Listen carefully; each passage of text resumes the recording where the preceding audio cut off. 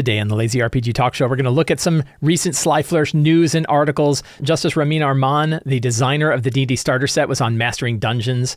There are a whole bunch of new Starter Set videos that are available.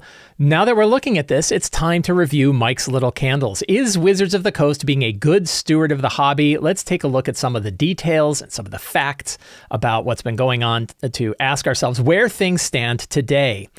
How do you guys feel about D&D 2024? I've run a recent poll, and we have the results from that poll to take a look at.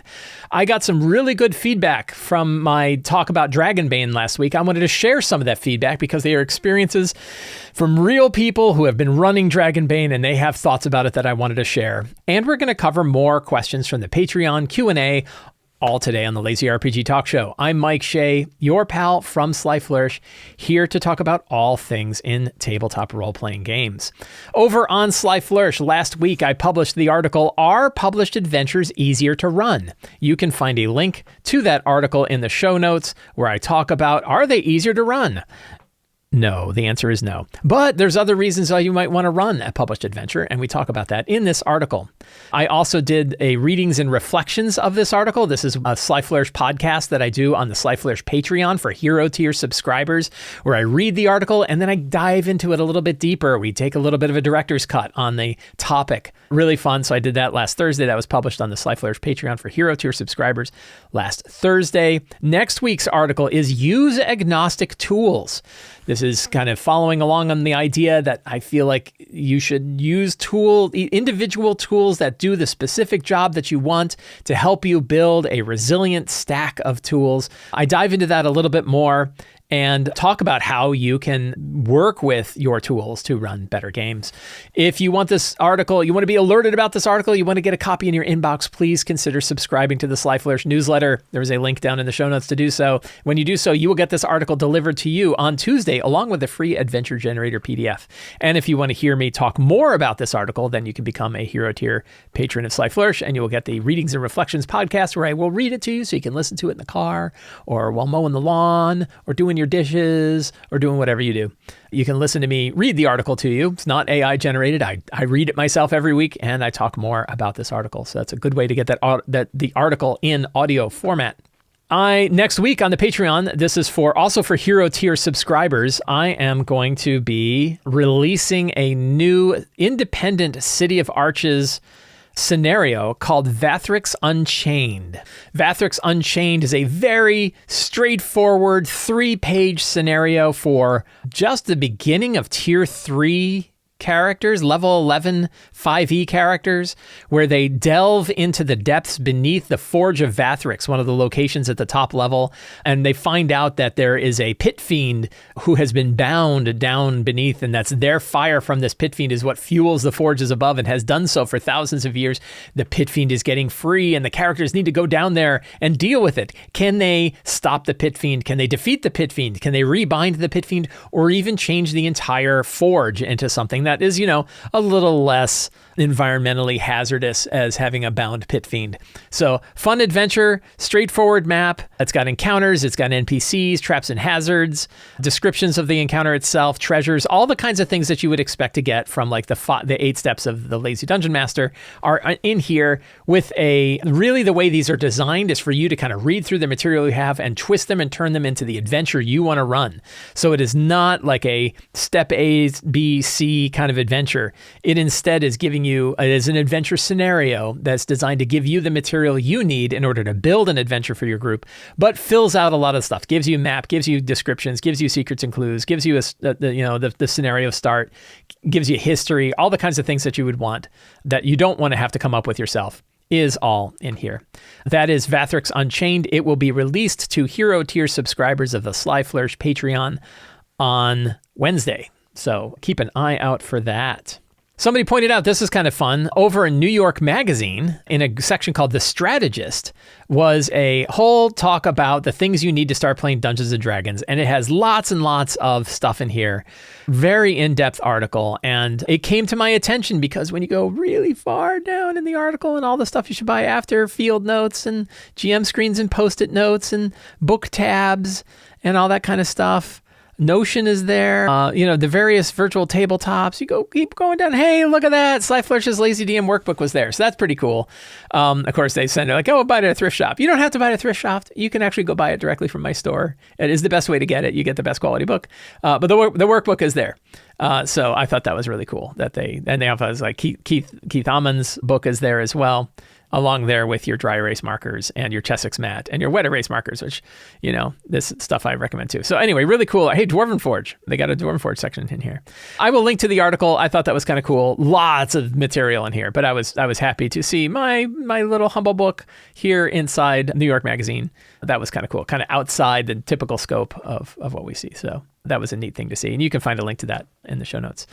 Justice Ramin Arman, the lead designer of the D&D Starter Set, who works over at Wizards of the Coast, was interviewed by my friends Teos Abadia and Sean Merwin on Mastering Dungeons, where he talked all about the starter set and the background of the starter set and some Easter eggs and other things. So if you want to get like an in-depth 1-hour interview with Justice talking about the starter set, please check out Mastering Dungeons. Again, linked down in the show notes. Really interesting interview. Lots of talk about the starter set, lots of talk about where it came from. Interesting tidbits like, that they had been kind of hanging on to Keep of the Borderlands to do something special with it. As you know, there are, I think, at least 2, maybe 3 different anthology adventure books that Wizards of the Coast has published that include older adventures. And Keep of the Borderlands is one of them, the most famous adventures, but had not been put in there. And part of the reason why is that they really wanted to do something more than just like, hey, it's another adventure we threw in an anthology book. They want to do more with it. And making the Keep of the Borderlands the center hub, the center adventure set inside the D&D Starter Set is a way to give a lot more attention to it. Again, 11 poster maps and all the other kinds of tokens and all sorts of other things that set has. Definitely is better than just one of 4 or 5 adventures that you might get in an anthology set. So that was an interesting bit of background. Anyway, it was really cool. It's rare to see Wizards of the Coast folks being interviewed on shows like Mastering Dungeons. I think it's the first time that I know of that they have interviewed somebody that currently is working at Wizards of the Coast. It's normally pretty hard to kind of penetrate through the group of people to actually interview somebody at Wizards of the Coast. Maybe that has changed. I think that is exciting to kind of see them out and about, being interviewed more on other channels as well. So very cool. Anyway, that was neat to see. There's been more stuff going on with the D&D Starter Set as well. Wizards of the Coast has a series, at least 2 new videos.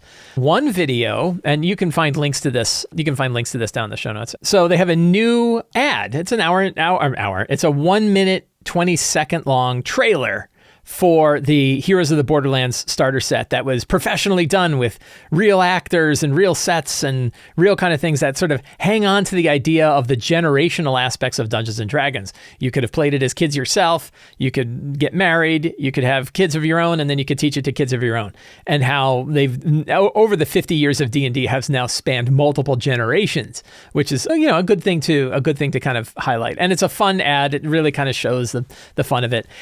And this really, in my humble opinion, the humble opinion of your fine commentator here, is this is great, right? Like I hope that we see this ad in places where they would put ads, right? Like this is something that Wizards of the Coast can do that really nobody else can do, right? Nobody else can like hire actors and get sets and have a professional production company come up with an ad and then hopefully get that ad in large advertisement areas. I don't know if they are advertising this anywhere. I don't know if they're using this as an ad and stuff. I kind of hope they are, because I really see D&D as the gateway into the rest of the RPG hobby, and to try to get D&D out in front of more people.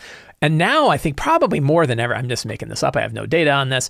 Now more than ever, there are people who like know about it and have heard about it. Oh yeah, my friend plays that, right? Or my kids are playing that, or I've learned from other people that they have sort of a connection to it, even if they're not playing.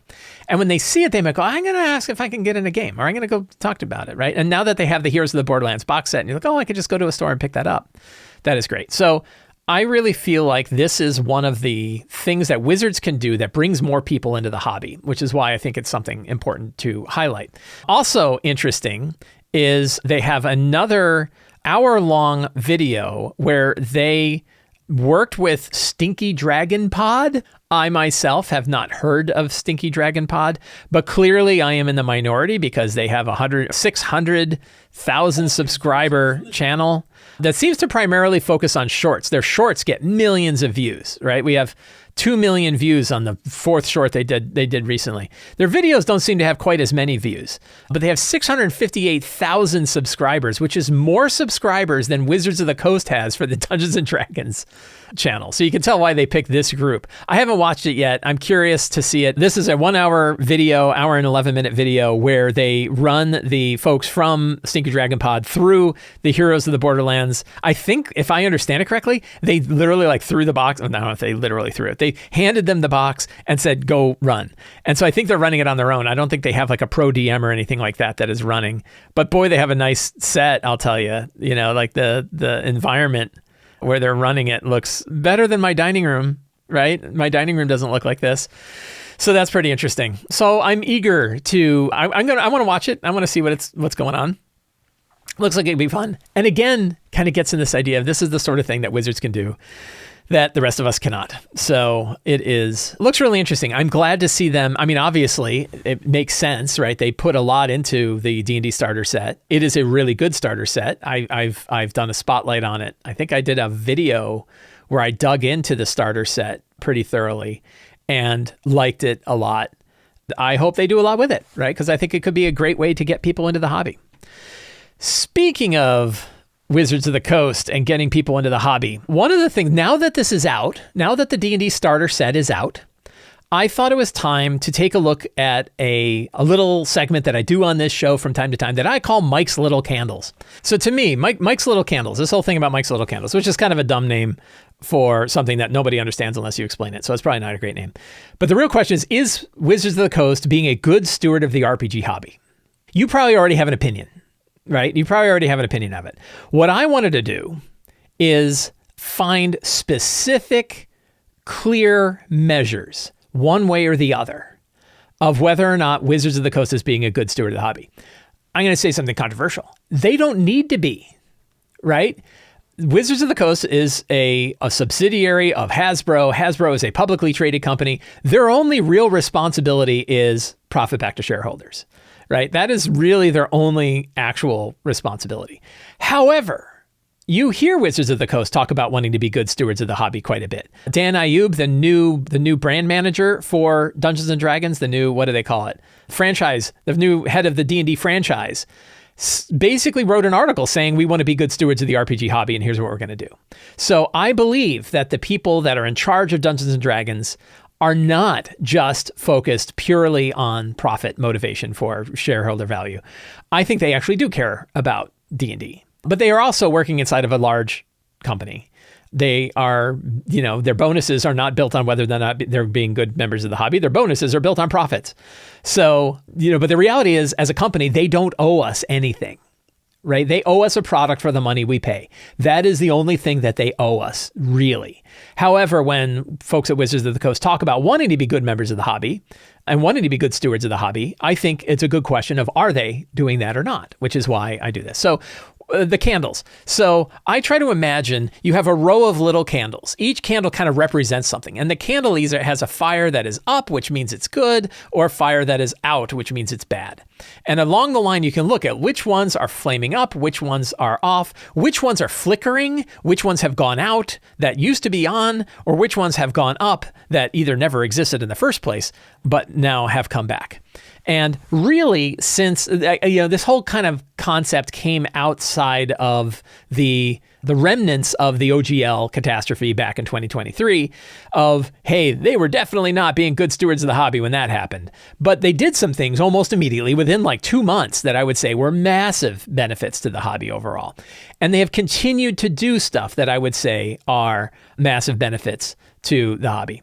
So I feel like it's worth looking at what all of these things are to ask ourselves, are they, and I don't think it's a simple answer of yes and no. I don't think you could say, yes, they're being good stewards of the hobby or no, they're not. I mean, I guess I can. And I would say, yeah, mostly, right? But it's the mostly aspect where you're like, well, what does mostly mean? What's the parts where they're not being? But I would say, yeah, by far the most part is they are not saying it. So I like to imagine we have all these little candles. Each candle represents like one kind of quantifiable thing that we can look at to say, is this on or off? Is this working? And is it good for the hobby overall? I have brought these up numerous times in the past, but now I feel like there's one brand new one that we're going to add, and there's one candle that I think is flickering, really, in my opinion, went out. But hopefully it flares back up, and we'll talk about that. So, what are the lit candles? Wizards of the Coast releases the 5.1 system reference document into the Creative Commons. They did that a long time ago. That is a candle that was lit.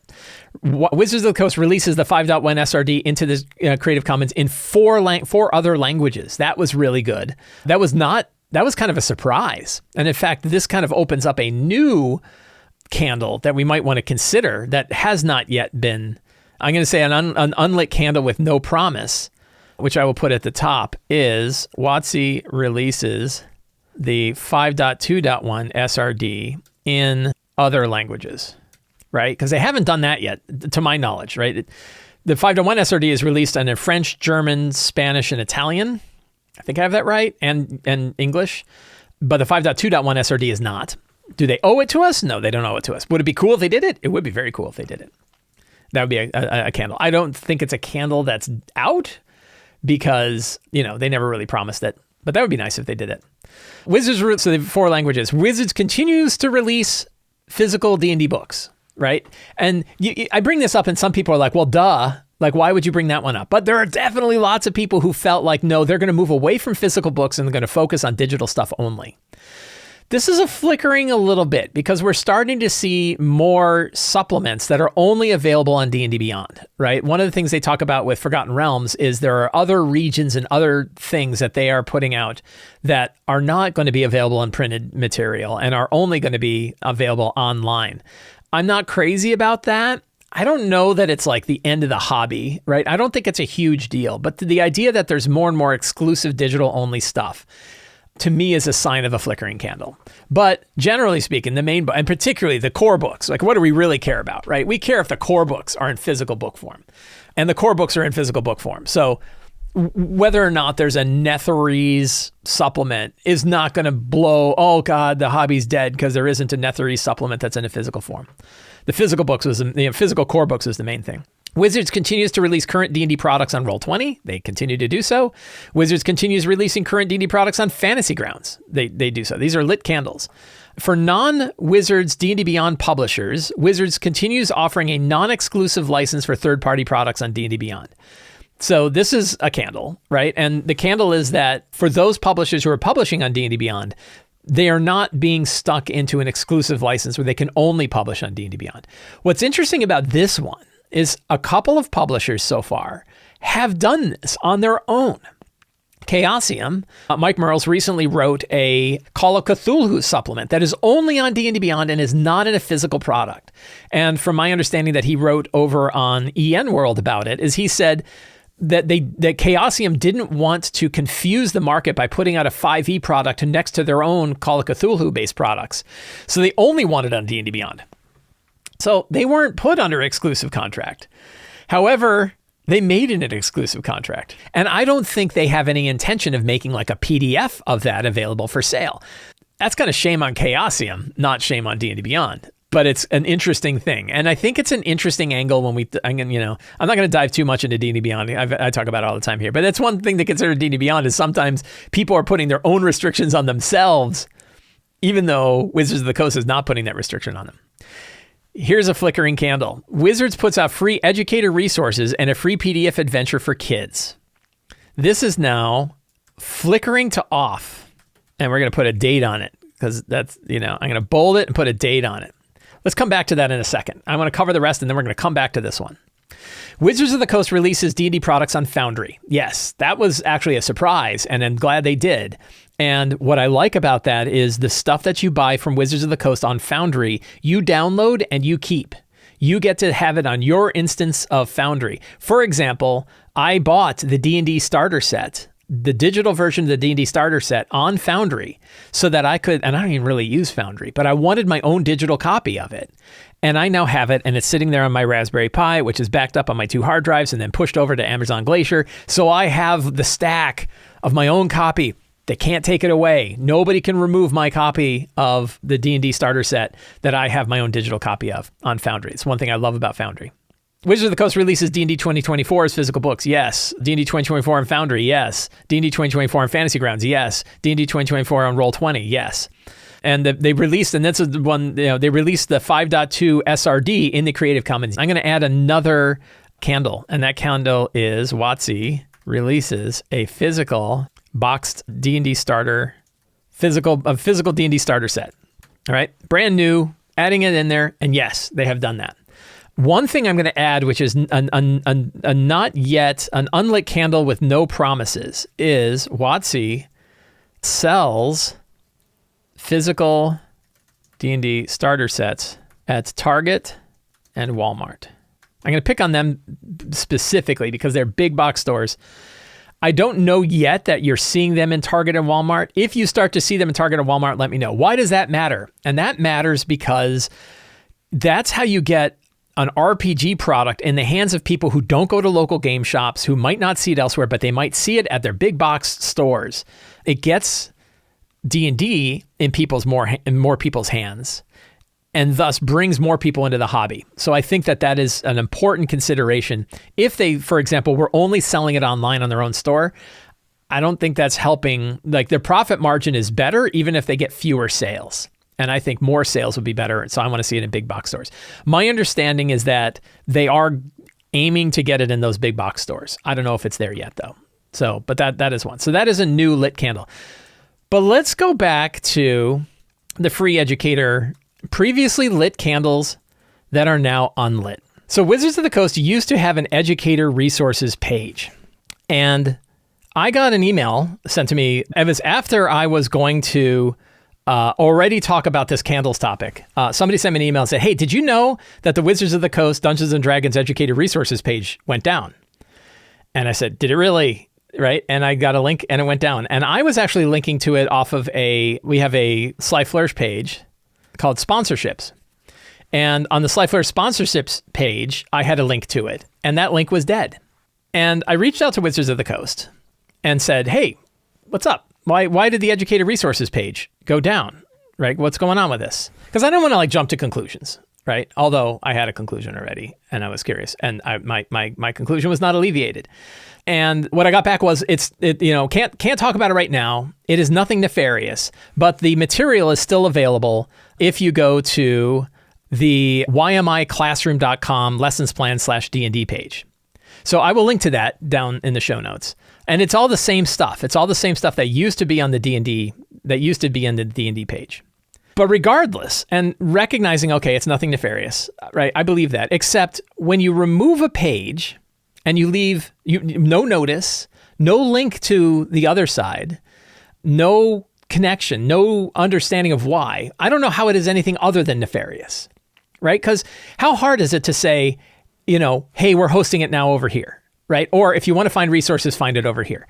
To give you an idea, when I found out the link was dead, right, I went and said, well, I got to go fix my website where I was linking to it. And it took me about 3 minutes, right? I opened up my page, I edited the link, and I said, it's over there now. Why take the whole page down? I don't know. And why did they? I don't know, right? We don't know why they took the educator resources page down. I will say, in our current political climate, taking down educator resources for anything is going to raise eyebrows. And I gave this feedback to Wizards of the Coast. I said, really bad time to be removing educator resources without any explanation, right? Just passing it along, right? Because it's not a great time. And but to me, it reinforces one point which I have made time and time again. Wizards kills stuff all the time. If you think D&D Beyond is going to be around forever, you are mistaken. If you think all of the material that is available on D&D Beyond that you paid for, that you bought, which you didn't buy, is going to stay around, it ain't. It's going to disappear. Now, here's a good thing. All these lessons plans and everything that are on here, they're all PDFs. So you can go grab them and download them. This free D&D Encounter Drowned Sailors PDF is a PDF. You can go download it. You can go get it. And I suggest you do. I suggest you go download it and stick it in your Raspberry Pi with your 3-2-1 backup system so that you will have it forever, right? Go get the stuff. I also learned that the Perils in Pinebrook adventure, which was a free adventure that was specifically kind of designed to make it easier for people to play the RPGs. I was like, ooh, and my friend Sean Merwin wrote it, right? I was like, is that still around? Well, the answer is yes, that's still around, right? Perils in Pinebrook is still around, and it is still a beautiful PDF. So I suggest you go and download that too, because you never know if it's going to stick around. So I don't know why they took it down. I am not going to claim any kind of, I'm not going to associate any reason to it. And for all I know, they're working on a new educational resource page where they're going to offer things to schools, and they're going to offer deals, or they're going to offer whatever. My point is, like, you could have waited until you had that ready before you remove the page. In fact, don't remove the page at all. Change the page to whatever the new one is. Like, that's okay. That's reason, as long as you don't get rid of all the PDFs, right? As long as you don't remove everything. So, don't just remove it, because boy, people knew immediately. Like it's not like I'm sitting and I got robots that hit that page every day to tell me whether something is live or not. But I had somebody who emailed me who said, like, did you notice that the educator resources page just went down, right? So people were looking at that stuff, right? People were paying attention to that stuff. And I tell you, taking it down without telling people why, not great, right? Taking it down at all is not great. And this is all they are is hosting a bunch of PDFs. Right. And now I can't remember because, Page is gone. So I don't know. I don't remember if they were offering any other kind of deals, if they were like sending free resources to schools and stuff like that, and that got overburdensome. Maybe it did.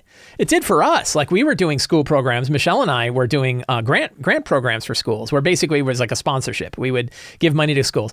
It was really hard for us to manage, which is why we now work with Let's Quest. And you can find a link for Let's Quest. You can find a link for our resources page. That we now go directly to Let's Quest, because Let's Quest is an honest-to-God nonprofit organization that works with schools to give them resources to be able to run their games. They're all set up for it, so we want to work with them. I just changed my page, man. I didn't take it down. So anyway, this gets back to the candles, right?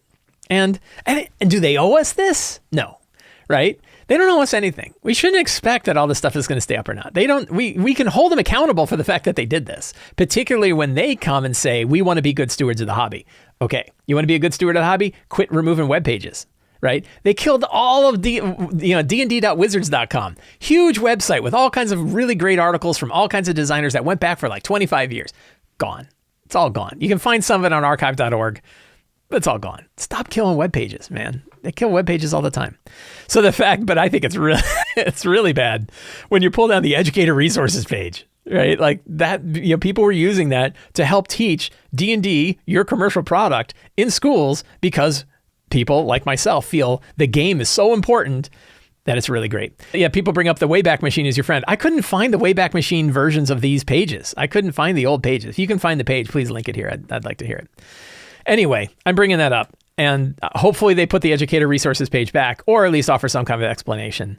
But really, what I really want is stop killing web pages. That'd be great. Okay, so onward from other. That is a previously lit candle that is now unlit, has now moved to this. The free educator resources page, disappeared last week. Promised yet unlit candles. We have this one now. Great's physical starter set released in big box stores. That is now official. Here's an unlit candle that they did promise and that we do not have. The 3.5 system reference document in the Creative Commons. We saw Wizards talk about this on EN World and said, hey, we haven't forgotten. But there wasn't a description of when are they going to do it. The irony here is the 3.5 SRD is still out there. It's really old. It's in RTF documents, for crying out loud. It's not even in a PDF. So my guess is it takes time to go through that whole thing, and it certainly takes time to like reformat everything into the new format and get all the material out there and make sure you don't have anything in there you don't want to release in the Creative Commons. That takes effort. It takes more effort than putting out the 5.1 SRD did, because that one was basically done and they just slapped a Creative Commons license on it. Certainly the 5.2 SRD took a lot of work, but that one was more important because certainly to both Wizards and to us, because it's the latest version of D&D, but also Wizards wants the 5.2.1 SRD out there, so more people will publish stuff for D&D 2024. So then they can find the best ones to bring over to D&D Beyond as a partner. So that clearly is more important to them than doing anything with 3.5. However, Wizards did promise this. They promised this a couple of years ago. They've brought up more than once, yes, we want to do this, and we still don't have it. It would be really cool to have the 3.5 SRD in Creative Commons in a beautiful PDF. That was something they promised that have not yet done. Unlit candles with no promises. So these are things that Wizards have not said that they're going to do. They didn't make any promises about these, but I feel like these would be good things that Wizards could do to show that they are being good stewards of the community. If anybody asks me, like, what do I want to see? These are the things I want to see. One of them, Wizards of the Coast releases the 5.2.1 SRD in other languages, right? They released the 5.1 SRD in other languages. How about releasing the 5.2.1 SRD in other languages as well? They didn't promise it. It'd be really nice if they did it. Wizards releases the D&D 5e books in PDF. This is probably my number one thing, right? I think that, the number one thing I would like to see Wizards do is just start releasing their products in PDFs. I would love to see them. I don't really have like an idea of how. Would they just put them up on D&D, on DM's Guild or D&D Classics like they have with all the other D&D products that are out there? That would be fine. Would they create PDFs that you get when you get it on D&D Beyond? That would be awesome. Like what if you bought a product on D&D Beyond and you had it in D&D Beyond, but you also could one click and get the PDF? That would be fantastic. But even if they charged extra for it, I wouldn't be horribly opposed because it takes more to lay it out and make sure that that's right. Now, they're laying out the stuff for other books anyway, so I don't know that that's really that hard. But I could understand them basically saying, look, the thing that's on D&D Beyond isn't the same as the PDF. Those are really separate products, and charging more for them I don't think is that out of hand. I just want to get it in PDF. I just want to have core books in PDF legally. I'll draw a little line under the word legally here. D&D releases products on Shard. I would like to see them partner with Shard. I'd like to see another virtual tabletop. Shard is really good because it is a good mobile-friendly virtual tabletop, and I think it would be strong to see them on Shard. This one I crossed out. So WOTC releases D&D products on Demiplane. I don't think we're going to see that. And the reason why is Demiplane is now purchased by Roll20, which also purchased Drive-Thru-RPG. So I wouldn't expect this. Instead, what we're seeing is a new character builder for D&D 2024 stuff on Roll20. So I crossed a line through that because it doesn't make sense for them to have Demiplane anymore. In fact, I'm going to remove it from the list because it doesn't make any more sense. Now, here's some sort of like super fancy stuff. Like I really don't expect this to happen, but it'd be really cool. Wizards releases an authenticated API for data from D&D Beyond to support third-party tools with purchase content. The idea here would be if I already bought something on D&D Beyond, I would like to be able to draw the data out of D&D Beyond through a application programmer interface into another tool. I'm not asking to like completely have them do a lot of work on the data itself. I just want API access. That's all I really want is API access.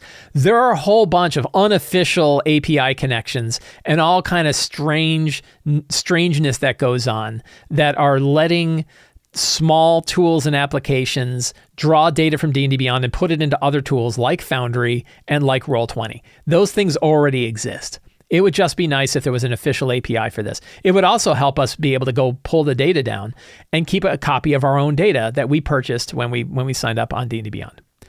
That'd be really great. I don't think they're going to do it. We'll see. Wizards of the Coast allows people to upload structured homebrew content, subclasses, spells, magic items, feats, and monsters to their private homebrew section on D&D Beyond. Right now, you kind of have to copy and paste anything that you want up there. It would be really cool if there was like a standard structure so that you could upload a bunch of material to it. There's legal issues with this because Wizards of the Coast technically has in their license, which I've read. I think I read it here on the show because everybody loves to read license agreements on a talk show. And the issue is that Wizards technically gains a license to that material when you post it, which means if you theoretically, let's pretend that you downloaded a bunch of material from one publisher and then publish it on there, you handed another publisher's material to Wizards of the Coast, which you legally can't do. The publisher didn't legally do, and Wizards can't legally own it. So you really have a lot of trouble. It's one of the reasons why I've seen publishers say, do not upload our material onto D&D Beyond as homebrew content. And it's because there's this weird licensing thing that's going on. I don't know how to navigate that. I don't know what the issues are.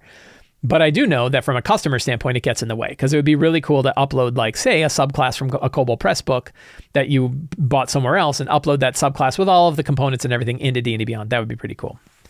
And then I'm going to move this one up, but Wizards sells physical D&D starter sets at Target and Walmart. That is not an unlit candle. They have not promised it, but I would like to see it. And then we have a flickering candle. And this, to me, is the big flickering candle. It's the one issue that I really have, which I bring up on the show all the time, which is the centralization of 5e around D&D Beyond, I think is a risk. I am not saying it's the end of the world. I am not saying it's hurting the hobby. Absolutely. That's why it's a flickering candle. But I think D&D Beyond is a centralized platform that Wizards of the Coast is very interested in getting people connected to. I think the draw of third-party products that are going there, I think the focus for people to go subscribe to it and sign up for licenses and buying limited license of products, after we just saw that Wizards is totally happy to remove a page without saying anything, and in their license agreement says specifically that they can do it without anything. That, to me, is a risk. Now, the way for me to monitor this risk and see is it actually true is polling. I have done polls on this before, and I'm going to do a new one pretty soon. I'm probably going to do one maybe next week. And the poll is, for D&D, there's a poll for RPG game masters and players. Do you regularly use D&D Beyond? And last time the answer was 36% said yes and 64% said no. So basically 1 in 3 of the 3,800 respondents, these are folks on YouTube that answered the poll. So it's not a representative sample of the whole hobby. It's just a representative sample of the people that saw mine. Yes, you don't have to email me about statistics. I understand sample sizes and I understand bias, audience bias and all that stuff. And the answer is it actually went down a little bit. So when I looked at the same question back in 2023, it was 38% and 62%. So it was actually slightly more people were using it in 2023 than 2024. I don't know what the trend is now, and I'm eager to do one. So I'm going to do one next week, and we're going to say, is it bad? That's still a lot of people, right? It's still a lot of people. Like 1 in 3 is a lot of people that are using D&D Beyond. If that number goes up significantly, if it goes up to like half, I think the risk is really high. Right? I think that what's happening is this hobby, which is a very decentralized hobby where lots of us can buy books from lots of different publishers. We can use stuff. We have lots of different 5e material, that is becoming less of a focus because more people are simply moving to D&D Beyond. And the drivers that people would have to go to D&D Beyond are one, that they get all WOTC products there, everything that's there. And 2, they get lots of third-party products all in one place. I don't know. I mean, a little bit of Bayesian statistics in my head tells me that it's probably going to be about the same, right? I would expect my default base rate would be it's probably about the same. I would expect it to be about the same. I'm going to run it and we'll see, and we'll see where we are. But I feel like it's a risk. If you want to know the details of why I think it's a risk, if you want to see why it's a risk, I wrote an article. I really put this up. I put it up on my own blog. I didn't put it up on Sly Flourish because Sly Flourish is really focused on GM tips, which we're going to get to in a minute here. But I did write up an article that kind of articulated all of the thoughts that I had about why it's a risk for both publishers and for customers. What are the things going on with D&D Beyond that are for publishers and customers? You can find a link down in the show notes where I talk about all of that. It's really my place to kind of put all of my thoughts in one spot so that when people ask me, I can link to it and I don't have to give the same 12 bullet points of reasons why I think it's a risk. So that's where we currently stand with the question of, is WOTC being a good steward of the hobby? My answer is yeah, mostly, right? Mostly they are being good stewards of the hobby. They've done a lot of really good things, a lot of things a lot of other companies have not done to bring a lot of the work that they have done and a lot of the material out to the masses. I think they are doing a good job. I think there are areas where I would love to see improvement.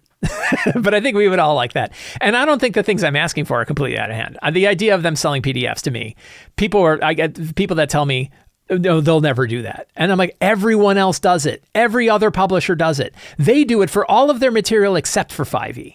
And the only reason they don't is they don't have to. They feel like they have D&D Beyond. Why would they bother to sell PDFs? That's the only legitimate reason. Every other argument about piracy, every other argument about everything else falls apart because every other publisher is doing it. Every other RPG publisher is doing it. I think there's like 1 or 2 that aren't. So that one doesn't hold any water. There is no reason they couldn't do it. It's they have to go through and do layout anyway, so it's not any harder for them to put out a PDF. I know, I'm a publisher. I do it all the time. I put it out in Obsidian. I put it on Markdown, and I put it out in EPUB. That'd be great too, but I don't expect other people to do that. At least put out the PDF, and there's no good reason to do it. That's probably the biggest one for me. You want to get me to stop complaining? I mean, you're not going to get me to stop complaining ever, But boy, it'd be a huge deal if we got PDFs of D&D products. Last week, I did a spotlight of the really, really good Dragonbane box set, the core box set. I really, really liked it. And I talked about it. Since then, I've run more of my solo game. I've enjoyed that. I actually made a new character, and that was a lot of fun. But I got some really good feedback from folks on YouTube, people who have been playing Dragonbane. And I wanted to share some of this feedback, both good and bad, that have been talking about Dragonbane. So I wanted to dive in. So a couple of things that I noticed when I was playing again. One, wow, it's just fun to be a kid again. Like, it's fun to play an RPG and not really know how to play and get caught in the story and then be like fumbling around with some of the mechanics and just enjoying it again. Like, I really enjoyed that experience. I loved like opening the box set on my dining room table with my pen and paper, my pencil and my paper, and playing the game and rolling dice and going and digging into the rule book. Why does anybody even do this? Do you have surprise? How does surprise work in this? Can I surprise anybody? How does that work? So that was something I noticed. Then the other thing I did notice is there are like the thing known as like trap skills. And I don't mean like detecting traps. I mean skills that you kind of have if you're going to operate. Now, I think this happens more in solo games where if I want to survive being knocked out, I better have a good, I think it's like a healing check, right? If I don't have a good healing check, I'm dead because I have to roll those healing checks in order to get back on my feet. And if I can't get back on my feet, I'm really done. So there are some times where like, if you're especially making a solo character, and I have heard that this is true even in the longer term game, even if in a multi-character version of the game, where there are certain skills you really want to have because the game is going to be much harder to survive if you don't have it. I don't know if it's a trap skill that everybody needs. You know, some of them are like the and I don't remember all the skills offhand. You can email me about the skills, but there's like skills that you need in order to like camp for the night. And the reality is I think other people can help you camp for the night if you don't have that skill. So I think you're okay. But as a group, you're really going to want to make sure that what those skills are. For me, if I were running a if I were running a Dragonbane campaign for the first time, I would probably let players shift their skill proficiencies around after the first session or two, because I would not be surprised if people make mistakes. I made mistakes. I'm going to do this in my solo game. I didn't take a skill I should have. I'm going to flop a skill that I should have taken instead. And I just think that that's like good form, right? I know like, oh, old school people, oh, that's the worst thing ever. And I'm not saying like I'm going to shift them around every encounter, right? But it's like, oh, I made a mistake during character creation. I should have taken one thing. Why should I be punished? Why should my character have to throw themselves off of a cliff in order to have a new character that has that? So those are a couple of things that I've been thinking about as I've been running them. I got some good comments from YouTube that I wanted to share. Lots of people brought up two important facts. One was that the whole idea of the rolling under mechanic actually goes all the way back to the BECMI D&D and actually goes back to even BX, where you rolled under a certain number in order for things like saving throws or other activities. And I remember that was sort of a thing. I played an old school game recently. Like I think I played a D&D game, and we were rolling under our ability score to do it. But many people brought up the fact that really this mechanic is coming from RuneQuest more than anything else, that the pedigree of Dragonbane definitely ties back further to RuneQuest than it does to D&D, that they were using a lot of sort of RuneQuest ideas. I think RuneQuest was a D100 game, and where Dragonbane and the original version, which was called Demons and Dragons, and I forget what I would just embarrass myself to try to do it in Swedish. I think it was Swedish, right? I'd just embarrass myself if I said it, but it was originally called Demons and Dragons. And RuneQuest, it really has its mechanical pedigree back to RuneQuest. Lots of people wanted to remind me of that fact. And so consider me reminded. This is a comment that somebody posted. The core book is complete, but not really. There are no magic items or guidance to create them. The bestiary area is small, so you kind of have to make a new bestiary. You kind of have to get the new bestiary, which increases the variety a bit, but not much. The GM section is bare bones. It's geared towards traveling through a woodland, but there's no guidelines for other biomes. Even the sailing skill is useless as within the core books. So yes, you can get the Book of Magic if you really want options and proper content and rules for it. You kind of have to buy the city book if you want guidelines for content for the city. They'll be releasing an expert book with more rules for mass combat and more PC choices and other rulings like sailing, so you kind of have to buy it too. All of this is through Kickstarter. I guess all this information is through Kickstarter, which coming from Free League is wild that the marketing strategy is still Kickstarter. So yeah, the book is not all that complete. Other people kind of disagree. It is complete. It's just bare bones.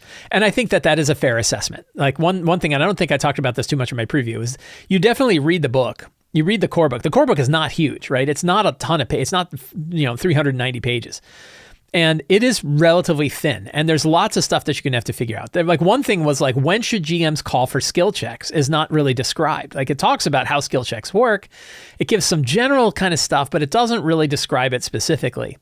Things like magic items. There are no magic items in the book. And they're right. There's no description to how to make magic items. There are magic items when you read like the campaign book. It kind of shows what magic items might be like, but there's nothing that really describes that. So you could say that, yeah, I don't think I would say it's incomplete, but I would say it's pretty bare bones in a lot of areas. And you're going to have to figure it out. Now, the interesting thing is like the core book is still the core book. It's the exact same as the core book you buy on their store. So there isn't any other material. The commenter here mentions that there's a new expert book coming out, but it's coming out in late 26. So, but people are still playing the game. So we've managed to figure out how to play the game with the book that's there. And I feel like there is enough material in that core box set to play like a long-term campaign without needing more. And you're just going to have to kind of wing some of the stuff that isn't in it, because that's true. There is stuff that you would think should be in there that is not in there. It doesn't mean it's incomplete as in you're going to have to buy another product in order to get this. It is complete. I think this person, I think it was the same commenter, said, I've run 3 campaigns in it. And this is why I wanted to bring like experience from people who have actually been running it. I've run 3 campaigns in it, a homebrew. It's complete if you play the campaign that's included. Otherwise, it's not. So that's fair. If you like the mechanics of Dragonbane, like the XP system, rolling to choose a monster attack, and the card-based initiative, definitely check out the other Free League games. At least one of those mechanics is in pretty much every game they've written, like Alien, Twilight 2000, etc. And their box sets are all of similar quality. Really good stuff. I bought almost every box set, and they really made it out. So they liked it. One commenter said, Dragonbane, our group had an awesome time playing that. As a GM, the adventure sites are super easy to run, and the box set is a tremendous value. Somebody said, I'm a super fan of this box set. It's great for middle schoolers. And what a value. Highly recommend for someone's first RPG over D&D 5e. I can see that because it's really straightforward to run. I backed the Dragonbane core box set Kickstarter on a whim after reading the quick start. Easily one of my best Kickstarter decisions. My partner is also a TTRPG newbie. They hard bounced off of 5e D&D, but interestingly enough, they enjoyed Dragonbane. Reasons including having less moving parts and rolling under means they never have to ask me if they succeed. I think that's a big factor. I am running them through the Secret of the Dragon Emperor now. Any TTRPG that gets my partner back at the game table is a massive win for me. Dragonbane is awesome. Fun fact 1, the bestiary actually does have some other character options like more kin. You can play as a cat person, frog person, etc. You can even play as a goblin and such. Fun fact 2, apparently RuneQuest was more popular in Europe in the 80s and had a bigger influence there, which is why Dragonbane mechanics are very similar.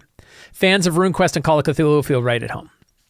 Dragonbane is a lot of fun to play. The solo DB rules work well, but I am an Iron Sworn Starforge addict, so I am blending Oracle tables for wider varieties. I thought that was a good piece of feedback, that you can use other tables to amplify your solo experience. I've been playing Dragonbane for the past few months and am really loving it. My biggest complaint is that progress feels very slow. Doling out heroic abilities every 3 sessions or so goes some way to mitigate that. But the big sticking point for me is the skill advancement system. I get the theory and I'm a fan of skill-based systems in principle, but it does tend to drive players to become jacks of all trades on the one hand and makes it difficult to personalize your character on the other. For example, the Dragonbane thief is very, very knife focused. If you want your thief to also be halfway decent at bows, it's going to take a really long time to get there. So the one thing that they're bringing up here, which I think is important for Dragonbane, is the way that you increase skills is when you roll a demon or a dragon, which is a 1 or a 20, you mark that. And at the end of the session, you roll a die. And if you roll above your current score, it goes up. But if your score is already high, it's going to be a lot harder to get that skill to go up. But lower skills are going to go up faster.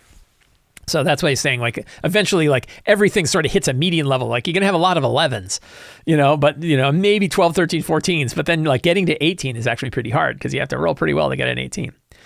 At first, I was skeptical of the way monsters roll their actions, but I've come to appreciate it. I like the ferocity system. It makes it easy to scale and encounter to whatever party size you have. I don't like initiative changing each round, but I've also heard a fellow player that said they like it. I actually like it. Opposed rolls are a bit of a mess, and I feel like the common house rule actually misses the point. It addresses a minor math quibble, but the real problem is if you succeed at opposing something, you can still fail. We've been trialing a house rule in which a success at opposing something imposes a bane on the roll you're opposing. That's interesting. I don't have much feedback on that.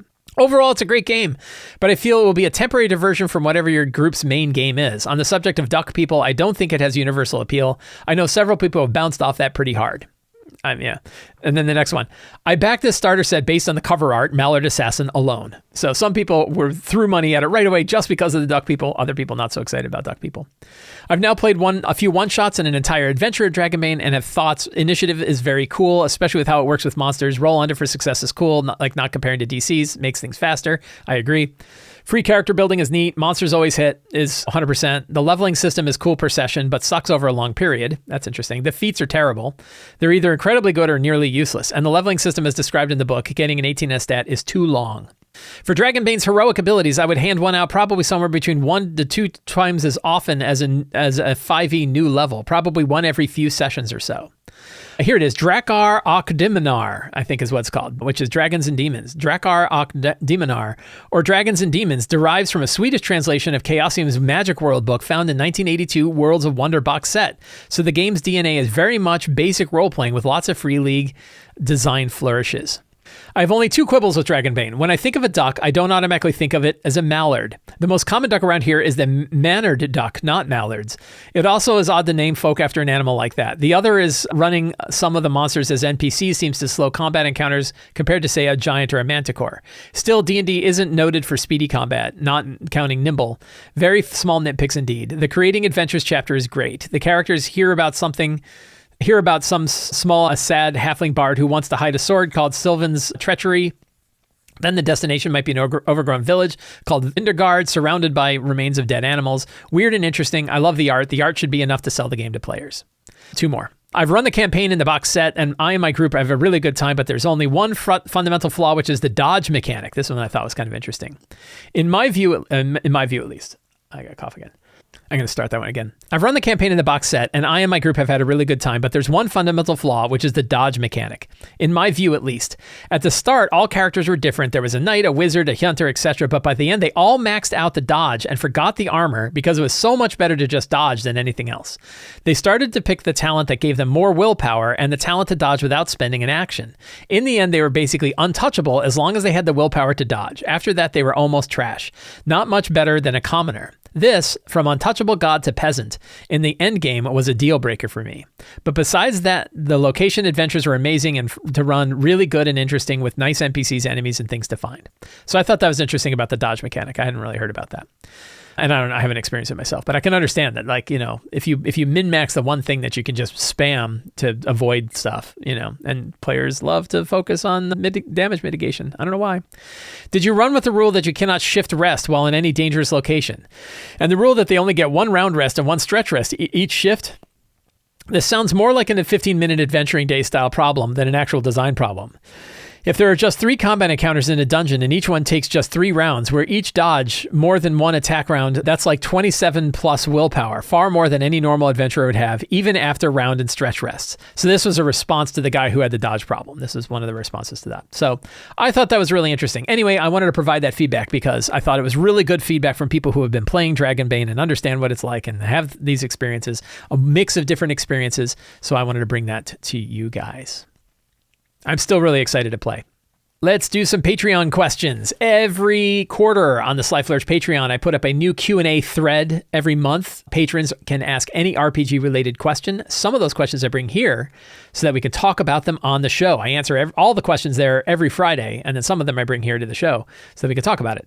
Brandon S. says, I love your article discussion a while back about building D&D characters in 15 minutes and using a regular old character sheet. Since that came out, I've been trying to use D&D Beyond as little as possible to play in my weekly games. As a new person to the hobby, I'd love to get your rundown of the possible ways to manage your 5e characters with as little digital management as possible.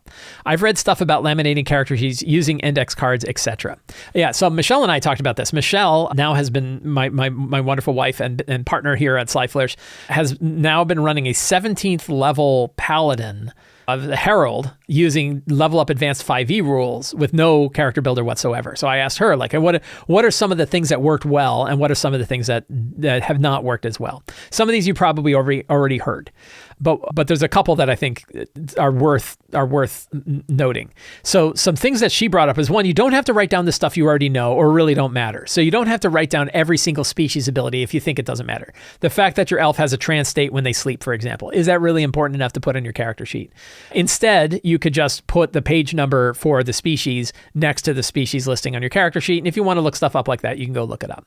My number one tip is write down page numbers everywhere. Every time you write a class, a species, a subclass, a spell, a new new ability, write the page number down and get familiar and get comfortable using the physical book to go look those things up. Think of your character sheet like a custom index of stuff that's in the book. That's probably my biggest tip. Michelle also mentioned that using pen to do like boxes for things. So if you have smites, you can draw little boxes for each of your smites, and then you can use pencil to check them off. And then when you erase them with your pencil, you don't erase the box. That was a trick that people had mentioned that she had been using and worked well. She has started to keep index cards, sort of sidecars to her character, so that she can use one just for smiting, for example. And that way she's not, her sheet is getting, she's like, I haven't transferred the sheet for 17 levels. So the sheet is getting that good D&D rough edge, coffee stained, worn out in certain areas kind of stuff that's going on, and that's been kind of interesting. What else? She hadn't done, and I haven't really seen in action, but I've heard people who do the put clear tape over part of your character sheet, like strapping tape, and then you can write on that with a dry erase marker, making a tiny little wet or dry erase section of your sheet for tracking things like hit points. I would probably just use an index card. I think using an index card to track common things, so you can throw the index card away and just use another one for things like tracking hit points and damage, tracking abilities that you're using, anything that you're going to be hitting a lot. Put it on a separate sheet so that you're not destroying your main sheet every time you're erasing hit points and putting hit points down. That's probably one thing that I would do. I think that's really the best tips that I've got. For me, the page number one, and I ran a 9th level paladin, and I did it. And the thing that really helped me, probably the number one thing, adding page numbers to the character sheet was huge, but just being familiar with the physical book, having it sitting there and being willing to pick it up and open it up and go read stuff. Put the phone aside and take the core book and use the core book. Get comfortable. It's not a mission of failure to open up a core book. That's probably my number one. Thing. Sam P says, what is your criteria? What criteria do you use to decide when to apply attunement to an item? Really good question. This is 5e specific for design, but it's also for GMs that are, when you're making items like this. The big question to ask is, are you okay with characters throwing this magic item to one another in the middle of a fight and using whatever the capability of that magic item is? Imagine if you have a wand of magic missiles, right? And the wand of magic missiles doesn't require attunement. Are you okay if one character goes, I fire off some magic missiles and I hand the wand over to my friend? And he goes, my turn, I fire off some magic missiles and I hand it over to my friend. And they go, my turn, and they fire off the magic missiles. Probably not. Now, if the thing's got limited charges, like 1 charge per day, maybe you're okay if the players can use that 1 charge per day, because now it's expended. If they hand the item to somebody else, it won't matter. It doesn't work anymore. But a big part of the reason why attunement matters for 2 reasons. One is it helps keep a cap on the power that the characters are going to have from their magic items, right? So if you want to put a cap on it to make sure that players aren't completely festooned with stuff, attunement is a way to ensure that they're not festooned with stuff. So I would almost always put them on powerful permanent magic items, and you can kind of decide where that line of power matters. It really is an issue of like, is this powerful enough to warrant somebody wanting to attune to it? If you went too far if nobody wants it. If it's like a general purpose item, but nobody wants it because they're like, I don't want to burn the attunement slot. I'd rather have my armor, right? That's really a question. But the other way of determining whether or not you want attunement is that idea of like, if the characters pass this around, is that going to be a real problem? Helmet teleportation, right? I have it in my game that I'm running. They have the helmet teleportation. If they teleport and immediately hand it to somebody else and then teleports again, are you okay with the item being used multiple times in a round? Is really the big question. So that to me is kind of the easy way to determine what's going on. Friends, I want to thank all of you for hanging out with me today while we talked about all things in tabletop role-playing games. If you enjoyed this show, please consider subscribing to the Sly Flourish newsletter. It is absolutely free to sign up. You can find a link down in the show notes. You'll get a free adventure generator PDF, and you'll get links to all of the articles that I write that come out every Tuesday.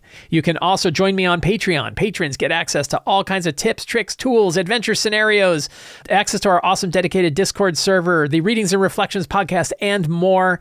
But most of all, you help me put on shows like this. And you can pick up any of my books, including Return of the Lazy Dungeon Master, Lazy DM's Companion, Forge of Foes, City of Arches, and more at the Sly Flourish bookstore. Links to all of that are in the show notes. Thank you so much. Have a great day, and get out there and play an RPG.